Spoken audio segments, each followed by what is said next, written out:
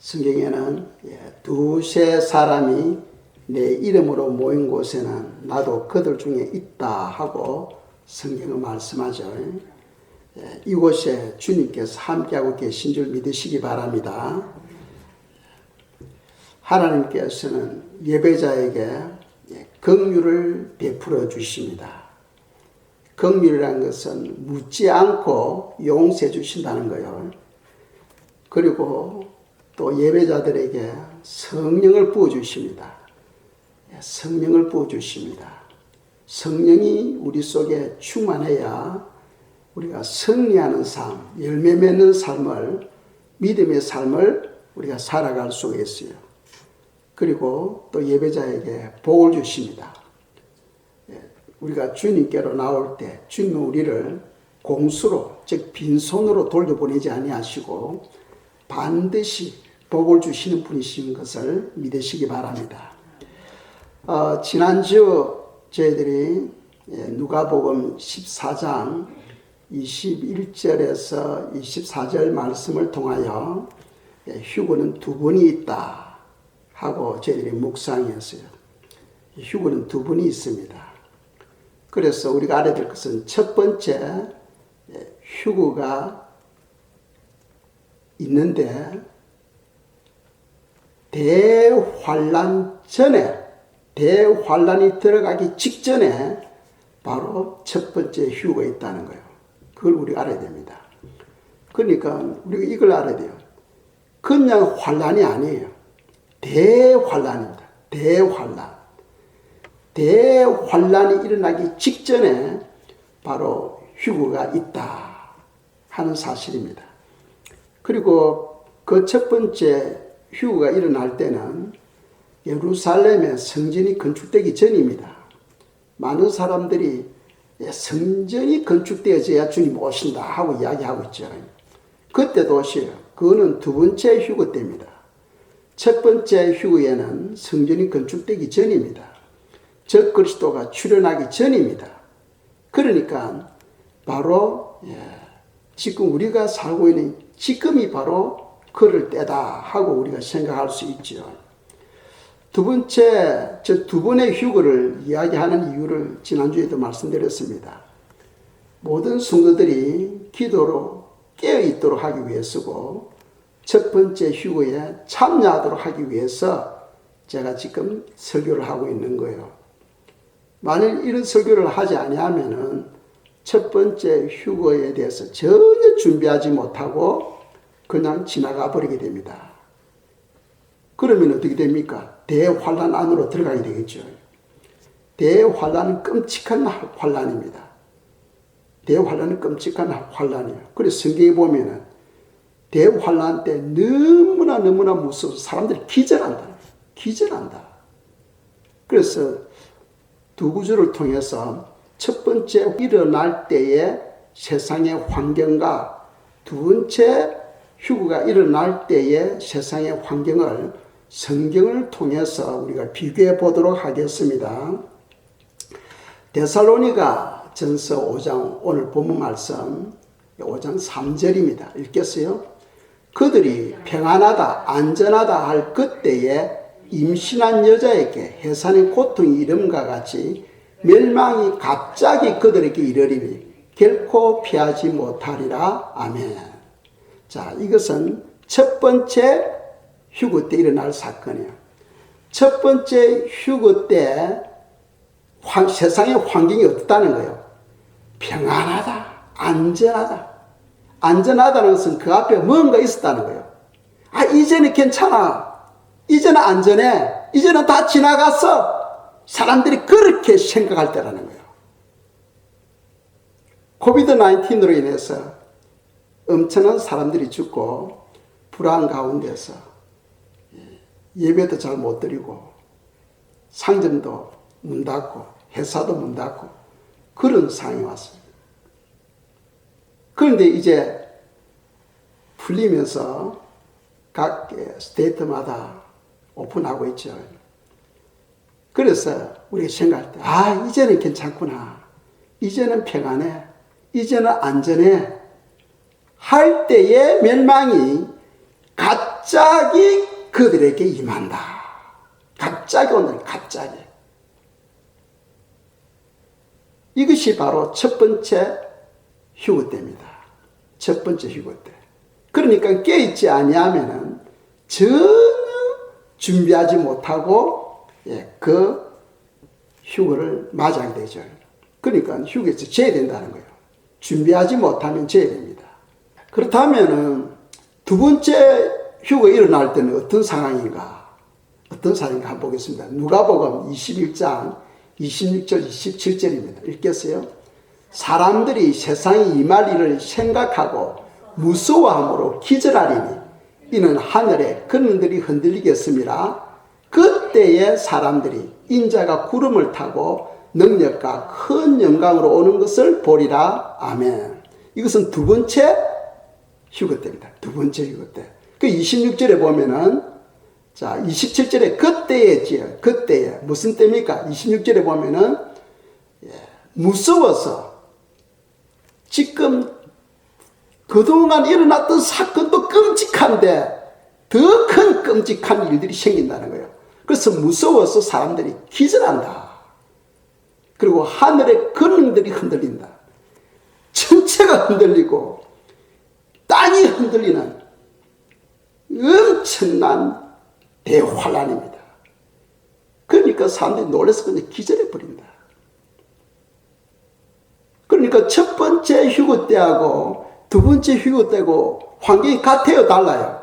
완전 달라요. 완전 달라요. 달라요. 그리고 26절 이 사건이 있을 때에 27절에 보면 그때에 주님이 오신다는 거예요. 사람들이 이것만 믿고 있어. 이것만 믿으면 안 됩니다. 데살로니가 전서 5장 3절 보세요. 그들이 평안하다 안전하다 할 그때에 주님이 또 오시는 거예요. 이것이 바로 첫 번째 휴거라는 거예요. 첫 번째 휴거. 첫 번째 휴거 때는 이제 평안해, 이제 안전해, 이제 다 지나갔어 할 때에 혼인이 오기 때문에 깨있지 못한 사람은 다 피하지 못한다. 결코 피하지 못한다 하고 성경은 말씀하고 있어요. 그렇다면은 우리가 지금 이 세상의 환경을 통해서 우리가 눈을 떼야 됩니다. 눈을 떼야 돼요. 그러면 우리가 준비하는데 한 구절 더 보겠습니다. 데살로니가 전서 5장 4절에서 6절입니다. 읽겠어요? 형제들아 너희는 어둠에 있지 아니하며 그 날이 도둑같이 너희에게 임하지 못하리니 너희는 다 빛의 아들이요 낮의 아들이라. 우리가 밤이나 어둠에 속하지 아니하나니 그러므로 우리는 다른 이들과 같이 자지 말고 오직 깨어 정신을 차릴지라. 아멘. 자, 빛의 아들이 있고 어둠의 아들이 있어요. 빛의 아들은 성도들이죠. 우리 아버지가 빛이니까, 하나님이 빛이시니까 빛의 아들이라는 것은 성도들을 말하고 어둠의 아들이라는 것은 예수 그리스도를 믿지 아니하는 사람들이에요. 주님이 도둑같이 오신다고 말씀하고 있죠. 도둑같이 오시는데 빛의 자녀들에게는 도둑같이 안 온다는 거예요.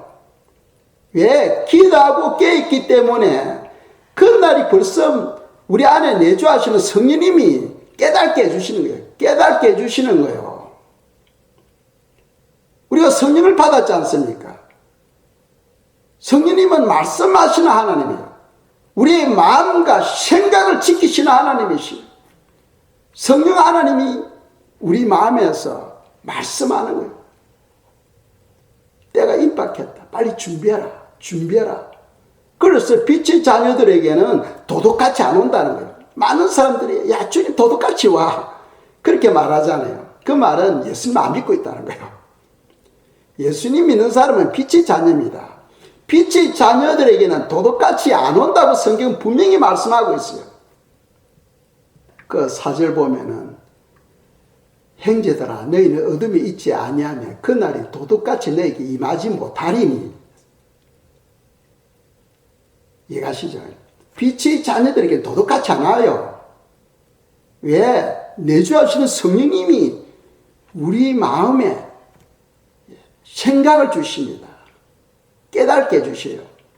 그래서 우리가 성령님의 음성을 들으려면 깨어있어야 되잖아요. 성령 충만을 받아야 되잖아요. 그래서 기도하고 항상 기도하고 깨어있으라 하는 것이 바로 성경의 가르침이죠.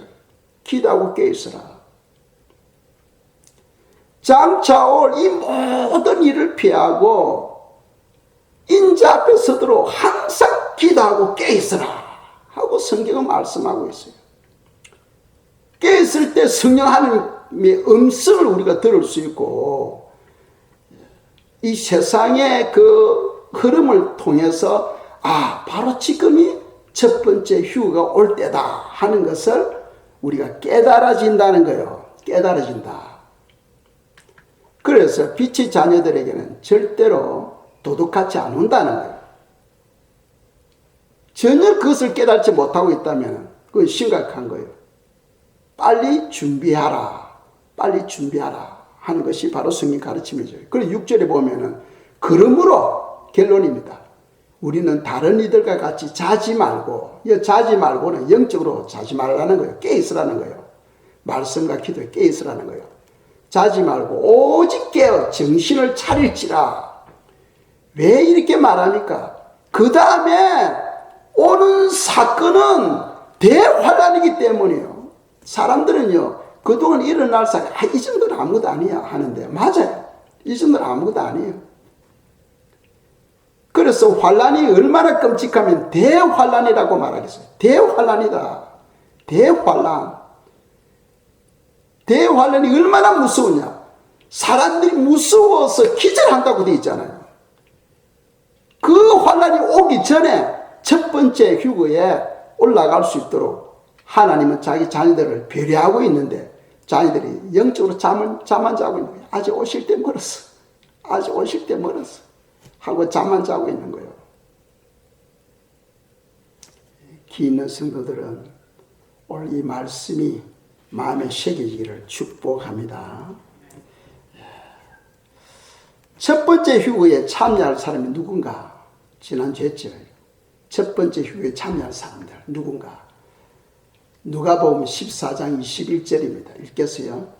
종이 돌아와 주인에게 그대로 구하니 이에 집주인이 노하여 그 종에게 이르되 빨리 시내의 거리와 골목으로 나가서 가난한 자들과 몸 불편한 자들과 맹인들과 저는 자들을 데려오라 하니라. 아멘. 이 네 종류의 사람입니다. 네 종류의 사람이 바로 첫 번째 휴거에 참여할 사람들이에요. 그래서 몸 불편한 자들, 실라못에 38년 된 병자를 생각할 수 있죠.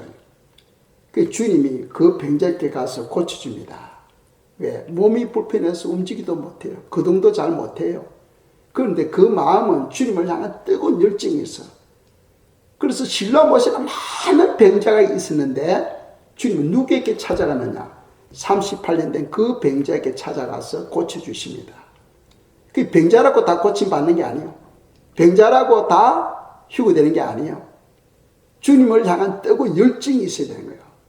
또 맹인들이라고 다 올라가는 게 아니에요. 바디메오 보세요. 맹인이지 않습니까? 그런데 주님께서 왜 여리고성에 가십니까? 바디메오를 만나기 위해서요. 바디메오는 날 때부터 소경인데 그 마음에는 주님을 향한 뜨거운 열정이 있는 거예요. 그래서 주님이 그냥 지나가니까 바디메오가 알고는 다윗의 자손 예수 나를 불쌍히 여기소서 하는데 주님이 그냥 가시는 거예요. 그냥. 그러니까 막 큰 소리로 일어나서 큰 소리를 외치지 않습니까? 다윗의 자손 예수여 불쌍히 여기소서. 그 주님께 저저 가시다가 멈추시고는 바디메오를 데리고 나. 그 바디메오가 그 소리를 듣고는 너무너무 즐거워서 입고 있는 옷을 던져버리고 달려갑니다. 맹인이 달려갈 때 어떻게 달려가겠어요? 손을 뻗고 달려가겠죠. 손을 뻗고 왜 걸리면 안 되니까 나무에 부딪히면 큰일 나니까 손을 뻗고 앉아서 막 달려갑니다. 무엇을 원하느냐? 앞을 보기를 원합니다. 내 믿음대로 되라.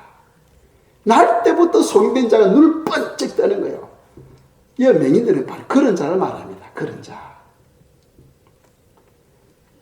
저는 자는 이미 다 아시겠죠. 우리 교회와 같은 교회가 바로 저는 자예요. 자, 가난한 자가 있어요. 가난한 자. 가난한 자는 그냥 동양하고 거린을 말하는 게 아닙니다.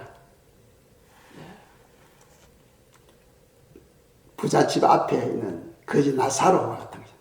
나사로. 너무 가난했어. 항상 구걸하며.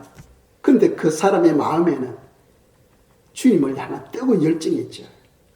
그래서 나사로 죽어서 어디에 있었어요? 아브라함 품에 있었지 않습니까? 아브라함 품에. 그런 사람을 말하고요. 또 가난한 자 하면은 하나님을 경외하는 자입니다. 하나님을 경외한다는 것은 무슨 말이냐면 오직 주님밖에 없어. 주님밖에 없어. 세상 사람들은 부자, 이것도 가져야 되고 저것도 가져야 되고 부자인데 하나님을 경외하는 자는 주님밖에 없어. 주님 한 분만으로 만족해. 주님만 있으면 저는 만사 오케이입니다. 그런 사람이 바로 가난한 자예요. 그리고 또 요한계시록 3장에 보면 빌라델피아 교회가 나오잖아. 사랑을 실천한 게 시험이 때를 면하게 해주겠다. 너가 인내의 말씀을 지켰기 때문에 내가 이제는 너를 지켜서 시험의 때를 면하게 해주겠다. 그 전반기 대환란은 시험의 때예요. 시험의 때예요. 너가 죽음 앞에서도 나를 믿느냐 하는 테스트하는 기간이에요. 그런데 그 때를 면하게 해주겠다는. 왜? 평소에 사랑 실천을 해왔기 때문이에요.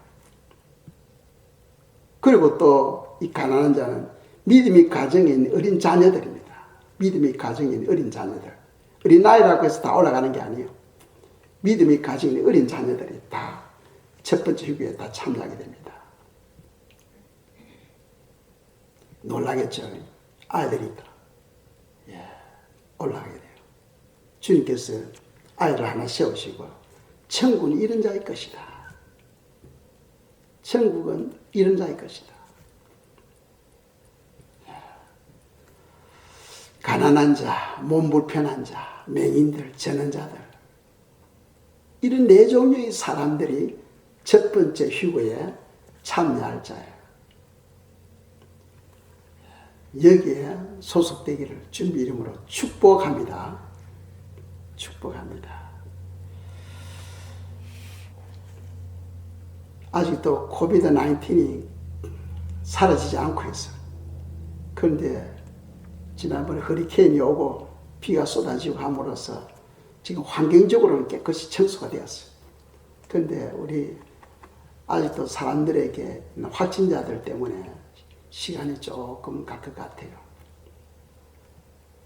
그런데 코비드-19은 누가 보냈다 했어요? 누가 보냈어요? 하나님이 보냈어요. 하나님. 아모스 8장 11절에서 말씀하고 있잖아요.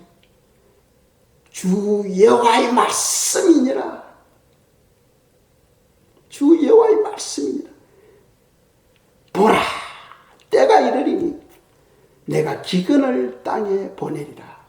양식이 없어 주림이 아니며 물이 없어 가람이 아니요 여호와의 말씀을 듣지 못한 기갈이라 하고 아모스 선지자가 예수님 오시기 800년 전에 이미 선포한 사람. 이 말씀을 듣지 못한 기갈. 코비드-19 때문에 예배 모임이 다 차단되는 거예요. 그러니까 말씀을 듣지 못하는 거예요. 그런데 그 듣지 못한다는 것은 우리가 잘 알아야 됩니다. 요즘 전화기 없는 사람이 어디 있어요? 전화기만 딱 열면은 세상 사람 설교를 다 들을 수 있어. 그런데 듣지 못한 게 그 듣는다는 건 그런 게 아니다는 거예요. 예배를 통하여 듣는 것을 말합니다. 그래서 아모스 8장에 보세요. 말씀을 듣기 위해서 이리 찾아가고 저리 찾아가고 그 찾아 헤맨다고 돼 있잖아요. 왜 찾아 헤맵니까? 전화기만 틀면 나오는데. 그거하고 다르다는 거예요. 그거하고 다른 겁니다. 그래서 코비드-19는 내가 기근을 보내리니 주님이 보내는. 생각해 보세요. 이 코비드-19이 착 오니까 한국 같은 데서는 그 미세먼지 때문에 고통 가운데 있었는데 미세먼지가 싹 없어져 버렸어. 깨끗해졌어요. 공기도 맑아지고 물도 맑아지고. 많은 사람들이 스트레스 때문에 병이 걸리는데 스트레스가 없어져 버렸어. 직장에서 이것도 해야 되고 저것도 해야 되고 막 골치가 아파. 그런데 지금 편안하게 회사도 못 오도록 하고 스트레스 받을 일이 없지. 이렇게 이야기. 노는 것도 스트레스입니다. 할 말이 없어요. 노는 것도 스트레스입니다. 할 말이 없어요. 그것보다 더 중요한 것은 뭐냐면은 코비드-19를 주님께서 보내신 겁니다. 그런데 보내신 때는 이유가 있을 거 아니에요? 첫째로는 빨리 내게로 돌아오라는 거죠. 내게로 돌아오라 빨리. 지금 임박하라. 빨리 주 예수 그리스도를 믿고 구원을 받아라 하는 그런 음성이고, 또 하나는 코비드-19이 이스라엘을 살렸어. 이스라엘을 살렸어. 세계 역사의 중심지는 어디입니까? 미국이 아니고 이스라엘이죠. 중동입니다. 중동. 이스라엘이에요. 이스라엘. 그래서 우리가 종말을 연구하려면 이스라엘을 봐야 돼. 이스라엘이 지금 어떻게 변화되고 있는가 그걸 봐야 돼요. 너를 축복하는 자를 내가 축복하고 너를 저주하는 자를 내가 저주하겠다. 그러니까 이스라엘과 연합하고 이스라엘 위해서 축복하고 기도하고 하는 사람 복을 받아. 그런데 이스라엘을 저주하고 이스라엘에 대항해서 어떤 정책을 펼치려고 할 때는 그건 저주가 임해요. 그리고 온 세계 인간 역사는 이스라엘을 보면 알 수 있어. 지금 세상이 어떻게 흘러갈 것인가를 알 수 있어. 그래서 코비드-19 이스라엘을 살렸어. 무슨 말이냐면은 이스라엘은 국가는 있는데 정부가 없잖아요. 미국에 보면은 미국이라는 국가가 있죠. 또 정부가 있잖아. 대통령이 있고 거기에 내각이 구성되어 있잖아요. 그런데 이스라엘은 국가는 있는데 정부가 없어. 베냐민 네타냐후가 20년 동안 정권을 잡았어요. 그런데 이제 기간이 있죠. 기간마다 어떻게 총리가 될 수 있는가 그걸 아셔야 돼요. 국회의원석이 120석입니다. 총 120석인데 그 반이 60이죠. 60석, 61석 이상이 돼야 정부를 구성할 수 있어요. 그런데 그동안 야당이 투표에서 투표를 많이 얻었다 할지라도 61석이 안 되는 거예요. 반 이상이 안 되는 거예요. 그래서 야당하고 연합 정부를 구성해가지고 그동안 네타냐후가 20년 동안을 해온 거예요. 그런데 작년 4월 9일 날 투표를 했는데 36밖에 안 됐어. 34석밖에 못 받았어. 그러니까 정부 구성이 안 되잖아요. 그러면 이제 야당하고 연합을 해야 돼. 제1야당이 베니 간츠입니다. 베니 간츠 그분하고 연합을 하려고 하는데 야당이 나 이제부터 연합 못 하겠다는 거예요. 연합 못 하겠다. 그러니까 네타냐후가 35석 이렇게 가지고 있지만은 다른 야당하고 연합해서 61석을 만들어야 되는데 야당들이 연합 못하겠다 하니까 투표를 하고 42일 안에 연합 정부를 구성하지 못하면 다시 투표를 해야 되는 거예요. 그래서 작년에 첫 번째 투표가 4월 9일 날 있었고 두 번째가 9월 17일 날 있었어요. 그때도 연합이 안 돼가지고 또 취소돼 버렸어. 금년에 와서 3월 2일 날 3차 투표가 있었어요. 투표할 때마다 막대한 돈이 들잖아. 그런데 3차 투표에서도 네타냐후가 36석을 얻었고 제1야당이 33석을 얻었어요. 그리고 어느 당도 61석이 안 되는 거예요. 그러니까 국가는 있는데 정부가 없는 거예요. 1년 이상을 정부가 없이 흘러온 거예요. 그런데 문제는 뭐냐면은 코비드 19이 이스라엘을 때린 거예요. 많은 사람들이 막 확진자가 생기고 사망자가 생기고 하니까 국민들이 이제 심각한 거예요. 빨리 연합해가지고 책임자가 있고 이것을 해결해야 할 수 있는 지도자가 있어야 될 게 아니냐. 빨리 연합해라 하가지고 이런 분위기가 일어나자 여당과 야당이 만났어요. 그러니까 3월 1일 날 투표인데 42일 안에 연합하지 않으면 다시 또 투표를 해야 돼. 그래서 급하게 만나가지고 합의를 봤어요. 합의를 봤어. 그러니까 이 사람이 못하는 거 생각해보세요. 서로 원수 관계로 가지고 있는데 그 마음을 바꿔서 하나가 된다는 그거는 사람이 못하는 거예요. 하나님이 해주셔야지. 하나님이 해주셔야지. 그러니까 사람도 못하는 일을 코비드 19이 해준 거예요. 이스라엘을 살린 거예요. 참 코비드 19이 얼마나 기특한지 몰라. 예. 하나님의 구원 계획은 이스라엘을 통해서 지금 이루어가고 있잖아요. 그 이스라엘이 나라는 있는데 정부가 없는 그런 무정부 상태로 1년 이상을 끌어오다가 코비드 19 때문에 정부가 형성된 겁니다.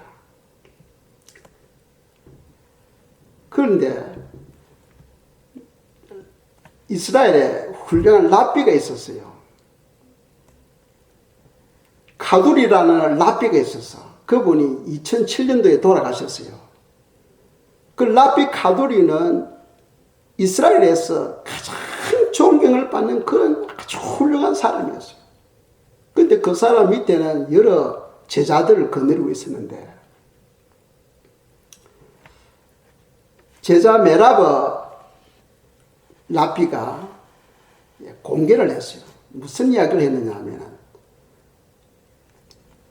랍비 카두리 선생님이 2007년도에 돌아가시는데 40년 전에 그분이 예언한 것이 자기 노트에 기록되어 있는 것을 발표를 한 거예요. 40년 전에. 그분이 무슨 예언을 했느냐 하면은 랍비 카두리가 무슨 예언을 했느냐 하면은 장차 국가는 있는데 정부가 없을 때가 온다. 왜 그런 말을 했느냐 하면은 제자들이 선생 카두리에게 질문을 한 거예요. 물은 거예요. 메시아가 언제 옵니까? 메시아 이름이 무엇입니까? 그때는 무슨 징조가 있습니까? 하고 물은 거예요. 거기에 대한 답변이 랍비 카두리가 뭐라고 이야기했냐면 그때는 국가는 있는데 정부는 없을 것이다. 아니 투표를 하면은 정부가 있기 때문에 투표하는 거 아니겠어요? 그런데 그 당시에는 아무도 그걸 이해를 못해서 그런데 지금이 바로 그런 상태거든. 국가는 있는데 정부가 없어 이스라엘이. 그러니까 40년 전에 랍비 카두리가 예언한 것이 그대로 이루어진 거예요. 그리고 그분이 2007년도에 돌아가시는데 돌아가시기 전에 유언장을 제자들에게 준 거예요. 제자에게 준 거예요. 메라버 제자에게 준 거예요. 이 속에 메시아의 이름이 적혀 있다. 내가 죽고 난 다음에 1년 뒤에 이것을 오픈해라는 거예요. 그래서 메라버가 방송으로 공개를 한 거예요. 내가 지금 이 편지를 가지고 있는데 그 선생 카두리 그분이 내가 죽고 난 다음에 1년 됐을 때 오픈해라. 이 속에 메시아 이름이 적혀 있다는 거예요. 그러니까 이스라엘 백성들이 눈을 뻗쳤다. 이스라엘은 본래 예수님에 대해서 관심도 없는 영혼들이거든. 예수님에 대해서 전혀 관심 없는 영혼들이에요. 그런데 그 존경하던, 가장 존경을 받던 그 랍비의 그 예언이, 그 예언서 속에 메시아 이름이 적혀 있다니까 온 이스라엘 사람들이 막 기다리지는 거예요. 와, 그 우리가 기다리던 그 메시아 이름이 도대체 그분이 누구라는 거야 하고 기다리는데 1년쯤 됐을 때 방송에서 오픈 딱 했는 거예요. 오픈했는데 거기에 보면은 아모로 돼서 아모로 알아듣지도 못하는 말들이 기록되는 거예요. 사람들이 아니야. 메시아 이름이 기록되어 있다 했는데 아니야. 아무것도 아니야. 왜 아모로 돼서는 그게 무슨 말인지 모르는 거예요. 그런데 그 제자들이 분명히 선생님 여기 메시아 이름이 기록되어 있다 했는데, 그런데 그 각 문장의 첫 자를 따서 연결해 보니까 예수야입니다. 예수야. 각 문장의 첫 자만 따가지고 연결해 보니까 예수야. 우리말로 하면 여호수아예요. 여호수아는 영적으로 구원이라는 뜻이에요. 바로 예수님이 구원자라는 거예요. 놀랄 일이죠. 놀랄 일이에요.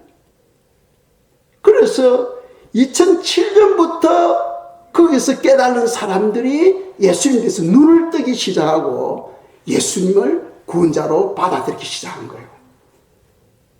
0.1%도 안 되던 기독교인들이 이스라엘에서 지금은 4%, 5%, 심지어는 10%도 간다 하고 이야기할 정도예요. 예수님이 바로 구원자다. 예수야.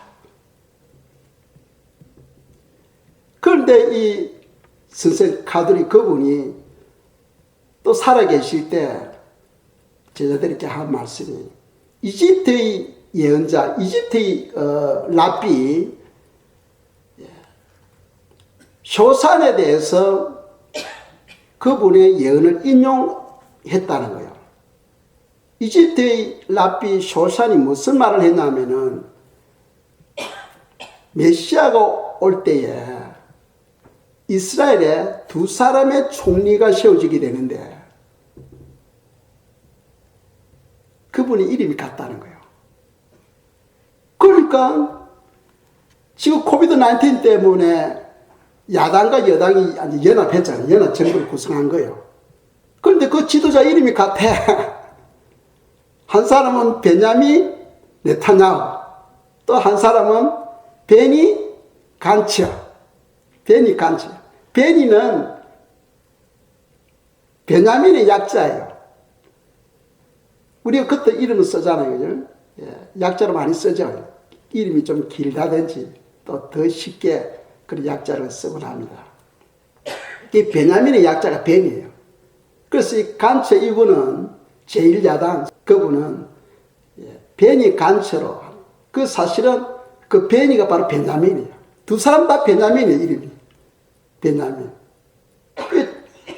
어째 그 기간 동안에 연합해가지고 반은 이 사람이 총리되고 한 사람은 장관이 되고 또 나머지 반은 또 그 사람이 총리가 되고 또 장관이 되고 이런 이제 정부가 이제 구성되어지는 거예요. 그러니까 이집트 랍비 쇼산의 예언이 이루어진 거예요. 이제 이런 것을 볼 때 결국 우리에게 주시는 교훈이 뭐냐? 주님이 오실 때 모든 환경이 지금 다 준비되어 있다는 거예요. 첫 번째, 휴거를 위한 주님의 강림이 이미 예언자들의 예언이 다 적중됨으로써 환경이 다 조성되어 있다는 거예요. 이것을 깨달은 자는 우리가 어떻게 되냐? 이제 준비를 해야지. 그죠? 준비하는데 또 시간이 또 너무 늦으면 안 됩니다. 예수님이 곧 강림하신다 하는 것을 우리에게 교훈하고 있는 거죠. 그래서 누가복음 21장 36절 읽겠습니다. 이러므로 너희는 장차 올 이 모든 일을 능히 피하고 인자 앞에 서도록 항상 기도하며 깨있으라 하시니라. 아멘. 자 보세요. 인자 앞에 서도록 언제? 능히 피하고 이 모든 일, 장차 올 이 모든 일을 능히 피하고, 피할 수 있는 유일한 길은 뭡니까? 환난 안에 안 들어가는 거죠. 그 무서운 환난 안에 안 들어가는 것이 바로 피하는 그 길이에요. 능히 피하고 인자 앞에 서도록 어떻게 하라는 거예요? 항상 기도하며 깨있으라. 기도를 통해서 성령 충만 받잖아요. 성령 충만 받아야 기름 충만해서 올라가는 거예요. 성경은 얼마나 이렇게 상세하게 기록하고 있는지 몰라. 그런데 말씀에 눈이 안 열리면 깨닫지 못해요. 깨닫지 못해요. 능히 피하고 인자 앞에 서도록 항상 기도하며 깨있으라. 지금 메시아가 올 모든 환경이 이미 예언자들을 통해서 다 이루어진 거예요. 다 이루어진 거예요. 그리고 첫 번째 휴거에 있을 때는 어떻게 된다 했습니까? 평안하다, 안전하다 할 그때에 이루어진다는 거예요. 이제 이거 시원하구나. 이제 다 지나갔네. 이제 편안해. 이제 안전해. 할 때에 호련이 바로 갑자기 이루어지, 갑자기. 그래서 깨있지 않고 준비하지 못한 영혼들은 결코 피하지 못하리라 하고 성경은 가르치고 있어요. 그렇다면 우리가 이런 말을 합니다. 목사님, 기도하기 너무 힘들어요. 기도하는 게 얼마나 힘든지 몰라. 차라리 일하는 게 낫지. 기도하라니 기도 못해. 사람들은요, 아이고, 그럼 기도하면 되지 하는데, 기도 엄청나게 어려워요. 기도하려고 하면은 사단이 가만히 안 둬. 또 다른 사건이 생기고, 또 사람들 가족이 또 부르고, 전화가 오고, 막 야단입니다. 기도 안 하는 사람이 기도하려고 딱 엎드려 보세요. 바로 전화가 와. 아이고, 집사님 뭐 하세요? 하면서 아무 내용도 없으면서 또 전화가 오가지고, 기도 못하게 방해해요. 그 전화 받고 나면 또 기도가 안 돼. 그 과정을 넘었어야 돼요. 넘었어요. 그렇다면, 그럼 기도는 무슨 기도해야 됩니까? 기도 안에 기도 줄을 잡으려면 주기도문 하세요. 주기도문. 주기도문이 주시는 뜻은 뭐냐면 내 걸 다 내려놔. 내 걸 다 내려놔라. 주님의 뜻이면 죽어도 좋습니다. 주님의 뜻대로 이루어지기를 원합니다. 주님께 영광이 되기를 원합니다. 하는 그런 뜻이거든. 주기도문은. 주님의 뜻이면 주님의 뜻이 이루어지도록. 내가 죽고 사고 그게 문제가 아니고 오늘날 많은 사람들은 기도의 중심은 자기예요. 내가 잘 돼야 되고 내가 복을 받아야 되고 내가 편안해야 되고 모든 기도의 중심이 자기예요. 기도의 중심은 주님이 되어주셔야 돼요. 내가 고통을 받고 내가 죽더라도 주님의 뜻이면 그대로 이루어지기를 원합니다. 그것이 바로 주기도문입니다. 주님께서 그렇게 사셨잖아. 아버지 뜻이기 때문에 십자가의 잔을 마시잖아요. 그래서 주기도문이야, 주기도문. 주기도문. 주기도문 100번, 200번, 500번 하루에 막 몇백 번씩 주기도문 해보세요. 주기도문. 하다 주기도문. 또 하고 또 하고.